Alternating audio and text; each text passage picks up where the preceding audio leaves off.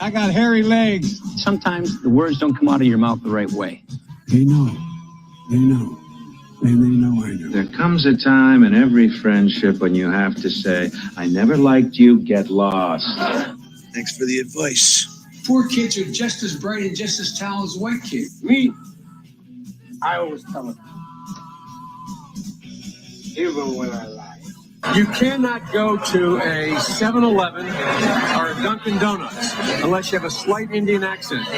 Here we go. That, First thing is I want to see us export more jobs. and the way you treat other people are horrible. Welcome, ladies and gentlemen. My name is James Baldini. Today we're going to be looking at government and the different forms of government, and we're going to be talking about, generally the way we should be looking at the what our future holds. Apparently, going on after January 20th. I want to start first of all about the way we look at left and right. And I think that's wrong. This isn't my idea. This has been around for a little bit, but I think it should be time for it to come into the mainstream. We've often looked at governments as being, or people being, left or right. We if you're conservative, you're right. If you're liberal or progressive, you're left. And I think that's, that goes back to the French Revolution, and it goes back to the way things were seen back then. And I think that it's time for us to divorce ourselves from those notions of left and right and really look at government the way, because people need to seriously have this conversation. We need to seriously have a conversation. We apparently didn't have it for the last 50, 60 years. We've divorced ourselves from the idea of teaching this in schools, and we no longer teach it. So we need to start teaching it. And one of the ways that we can talk about government is in the model that I've show in front of you on the right there. If you'll notice, it's a top-down form of government. If you look at the top, there's anarchy, and at the bottom, there's totalitarianism. Anarchy, in a way, let's look at anarchy as Walking Dead times, where there's no government control at all. There's people are living their lives, and there's no exercise of any government control based off of what's going on around you. So people who are walking around in the Walking Dead period, they're living a life where there's no centralized authority, any kind of authority other than what people are developing as society recovers, right? So that's anarchy. And on the other side, at the bottom of the list, is totalitarianism, and that's full government control. That's North Korea. That's where we see complete government control in every aspect of life, where everything that you live is seen as only working for the state, and you are sacrificial towards the state. So, and the idea is when as freedom, the higher up on the scale you go, the more freedom you have as an individual. You can see it in here, when the freedom grows as you go further up, and as you go further down, you see that freedom decreases. So that's the individual freedom. That's what we're talking about in that equation. So what I often like to do is, when discussing this, I want you to think about a balloon, right? Let's imagine that we have a imaginary balloon. This imaginary balloon is never changing its buoyancy. It's always going to remain filled to the same level of helium. It's always never gonna lose it. It's like this magic type of mylar. Let's call it that. And it will always have the same buoyancy. And that's the level of freedom, that you have. And government represents the weight. And you can see on the image on the screen, full government control represents the balloon being at the very bottom. And that's all that weight of government sitting on top of the individual, forcing the individual to give up their freedoms, to give up their way of life, and so forth. As you go, as the weight decreases, you'll see that the balloon goes up. You'll see it goes up a little bit higher. There's less weight, and the less of the weight, the higher the balloon will go. And throughout this, this is more of like you would see in China, because you see a very, some very close totalitarian ties in China, and it's very, very strict, and we see that in the very type of collectivist societies.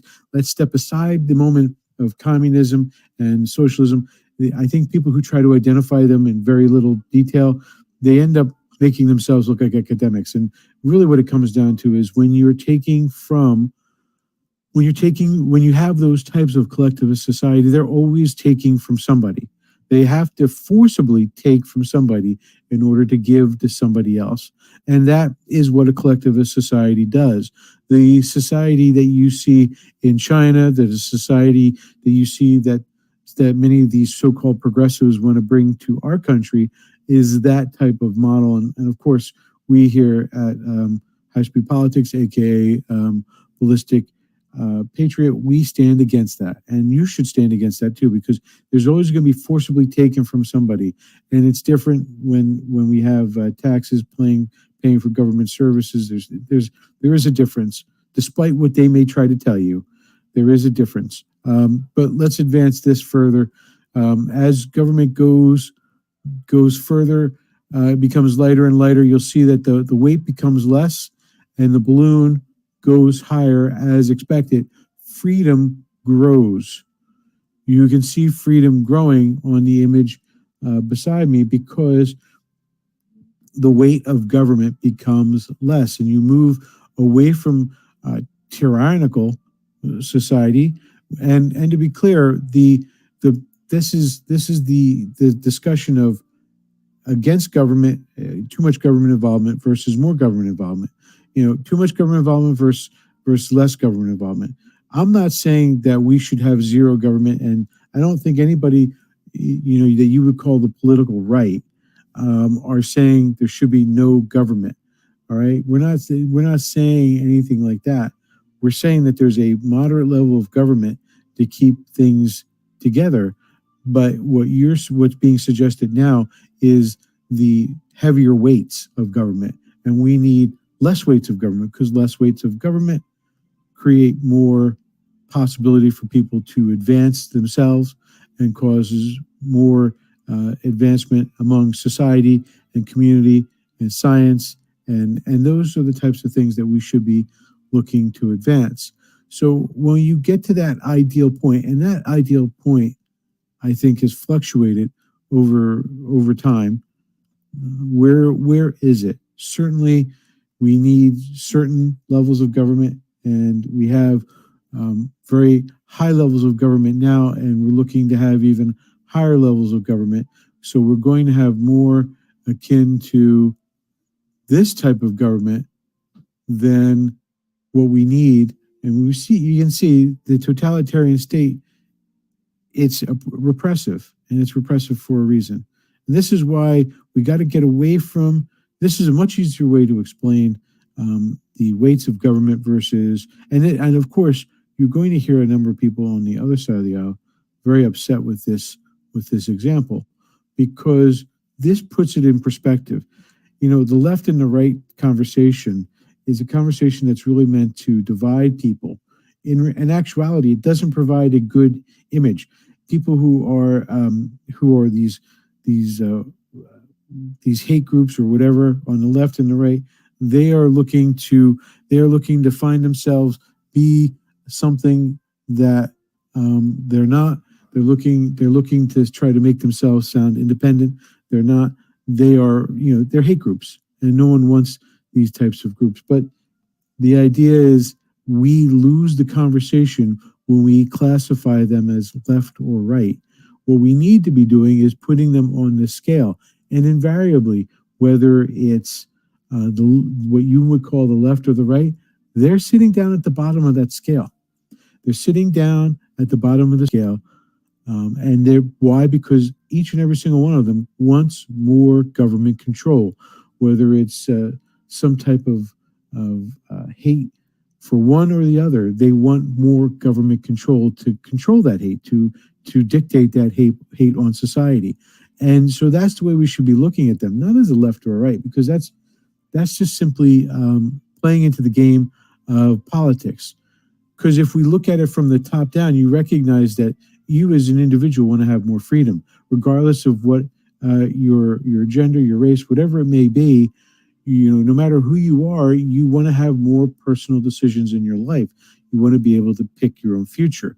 And so obviously, if you look at it like that, you're going to want a government that's going to be much higher in the scale, that's going to be rewarding and showing more freedom to the individual, as opposed to these hate groups, which always want more government control.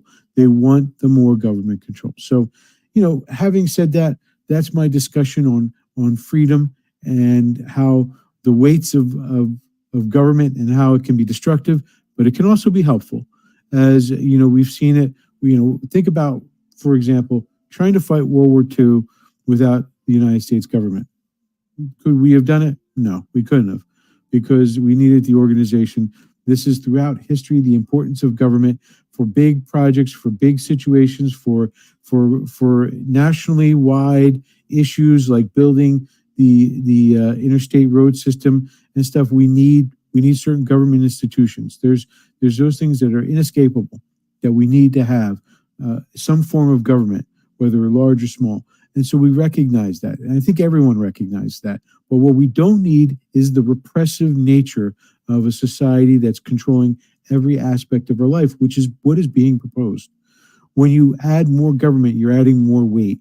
You're not making life free for people. It's the direct opposite. And that's what this image is supposed to represent on the screen.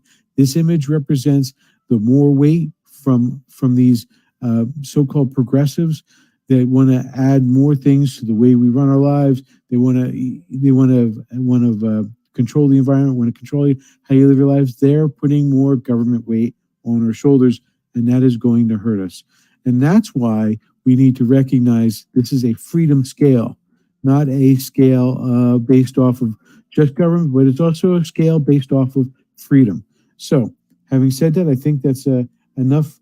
You can, and the beauty of this scale is, as Americans, we get to determine where that scale sits.